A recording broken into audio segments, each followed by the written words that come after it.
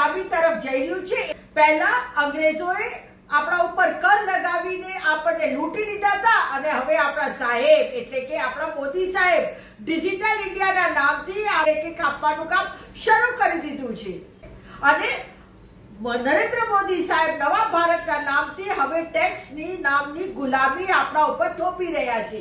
હવે આ નવું જાતનું ટેક્સ કયું છે એના માટે તેઓ ચૂપકેથી સંસદમાં બિલ પસાર કરી દીધું છે। આજે વાત કરવી છે એ બિલની કે જે લોકસભામાં ચૂપચાપ પાસ કરાવી દીધું છે।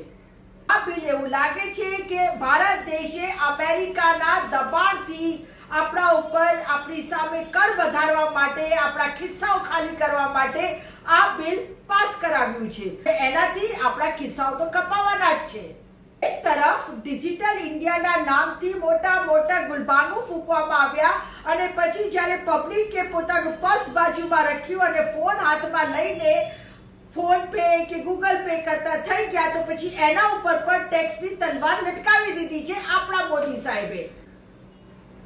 હવે જે વ્યાપારીના જાણકાર છે તેઓ કહી રહ્યા છે, પુકારીને કહી રહ્યા છે કે ભાઈ વેપારીઓના લેનદેન ઉપર કોઈ પણ જાતનું શુલ્ક કે ટેક્સ ન હોવો જોઈએ, પરંતુ સરકાર કહે છે નહીં અભી લાગુ નહીં હોગા, એટલે કે અત્યારે આ લાગુ નહીં થાય। અરે મારું તો એટલું જ કહેવું છે કે જો અત્યારે લાગુ કરવું જ નથી તો પછી આવા નવા કાનૂન તમે બનાવ્યા કેવી રીતે કે બદલ્યા કેવી રીતે?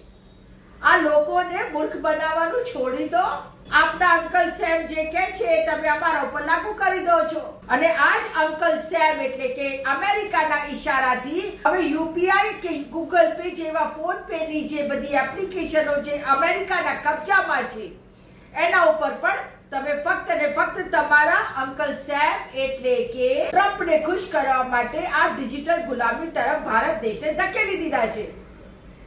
12 વર્ષમાં ભારત દેશને ગુલામીના નવા રૂપ બતાવી દીધા છે આપણા મોદી સાહેબને। હવે આપણી એક પાઈનો હિસાબ રાખશે અંકલ સેમ એટલે કે માય ફ્રેન્ડ ટ્રમ્પ। અને આ નયા ઇન્ડિયા નહીં પરંતુ ડિજિટલ ઈસ્ટ ઇન્ડિયા કંપની છે। જેમ અંગ્રેજોએ આવીને 200 વર્ષ પહેલા આપણે લૂંટ્યા હતા એવી જ રીતે 2014 પછી આપણા નરેન્દ્ર બાપા લૂંટવા આવી ગયા છે।